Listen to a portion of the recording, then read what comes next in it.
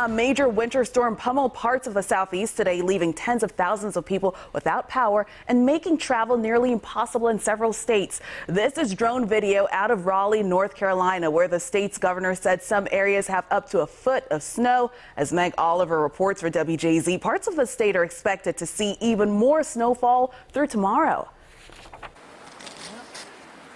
Snow, sleet, and freezing rain pummeled parts of the South on Sunday as the storm swept across North Carolina. Governor Roy Cooper urged residents to stay indoors. Don't be fooled.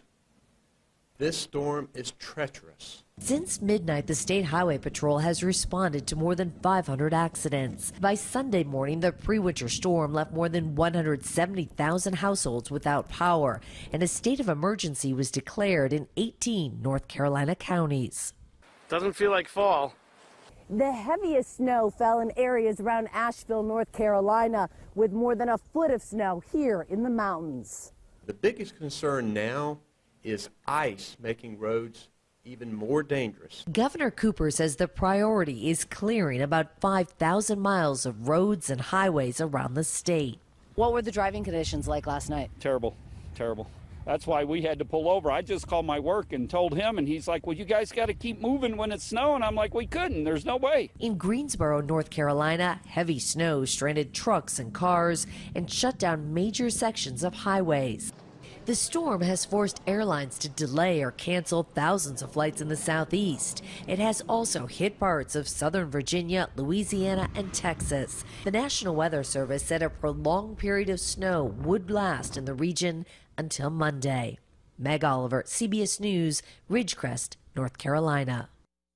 Meantime, parts of Maryland are feeling the effects of the southeastern snowstorm. We're taking a live look outside right now of Baltimore, where there is no snow in sight, but that's not the case for other parts of the state where they are feeling the effects of this. Can you tell us a little bit more about this? Oh, absolutely, Abigail. You know, the parts of the state closest to that storm, southern Maryland, the lower eastern shore, are seeing some minimal effects from it. Of course, this storm is huge. Look at it. It extends from the Delmarva all the way over toward Charleston, over toward West Virginia, down toward Virginia, Greensboro, even down toward Raleigh, still seeing a bit of a wintry mix, and Greenville down in the Carolinas getting rain now. That's going to help knock down some of those amounts. But we are fortunate that this system did not just barrel right on across the mid-Atlantic. We are on the northern fringe, so the top edge of this storm has been eaten up by high pressure, but the higher amounts that you've seen down toward Virginia, well, some of that is making its way into the Delmarva, at least on the lower edge of our viewing area. Winter weather advisory in these purple areas until about midnight or so.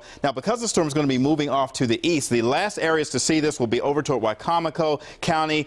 We'll see maybe a winter weather advisory till 4 a.m. down toward Salisbury, over toward Cambridge, and then the winter storm warning down in the lower edges of Charles County and down toward St. Mary's, seeing about 1.5 inches reported there. Right now, temperatures are sitting just above freezing at BWI Thurgood Marshall, 33 degrees there, 40 down in Ocean City. So any of those showers coming down are coming down in the form of a bit of a mix and even some rain. But we'll start to see the system exiting stage right, getting into tomorrow morning. We'll have those details coming up in your complete WJZ forecast in just a few moments. Avajoy.